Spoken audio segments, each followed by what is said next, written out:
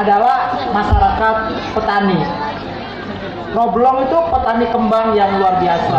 Saya masih menemukan sampai 3 tahun lalu ada 2 rumah yang masih punya kebun anggrek. Tuh. Saya nggak tahu sekarang apa masih ada kebun anggrek. Nah, Pak Lurah tuh harus jagain itu, kalau perlu disubsidi yang masih punya kebun anggrek. Dan saya cuma temuin sekarang beberapa orang pindah ke Tendang, ke pinggiran di daerah Pengasinan untuk berkebun anggrek. Nah, ini menurut saya salah satu identitas yang hilang dari Rawablong, karena dia masyarakat kampung yang punya kepakaran atau keahlian dan tangannya tuh sangat adem pada tanaman. Iya. Adem tuh kalau terima juga kan. Nah, yang menarik adalah di Rawablong, selain dia tangannya adem pada tanaman, tangannya juga adem pada makanan. Nah, ini kita menarik Pak Abdul Khair itu yang kita anggap sebagai orang tua yang menyimpan banyak memori gitu ya. Karena itu menceritakan di pinggir Rawablong itu ada kampung besar lain yang namanya Kampung Kebon Kelapa.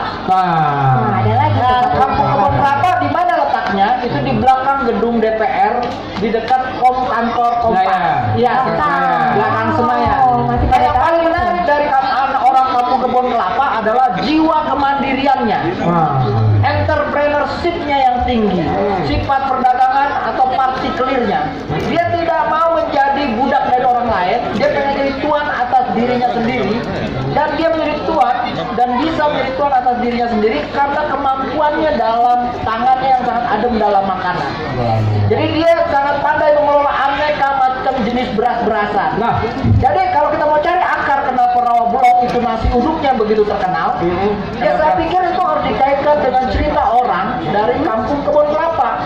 berasnya. Ya, berasnya bisa datang dari mana-mana, tapi kan tangannya yang yang udah ahli banget. makanan itu kan personal. Nah, jadi Rawablong adalah kampung yang sangat diminati, bukan hanya orang-orang hidup, tapi juga orang mati. Kenapa? Orang hidup perlu nasi uduk, perlu makanan enak. Orang mati perlu kembang. Iya, bukan main kampung kita Rawablong. Tepuk tangan sekali lagi buat Rawablong. Nah, yang menarik juga Rawablong itu tidak pernah punya persoalan dengan pluralisme, tidak pernah punya persoalan dengan kebinekaan. Yang Bang Yahya tadi cerita, di mana ada kampung begitu Sincia tiba atau Imlek tiba atau yang kita sebut sebagai Lebaran Cine, orang Betawi kampungnya sangat sibuk dagang bandeng. Dari mana-mana orang datang nyari kembang sedap malam.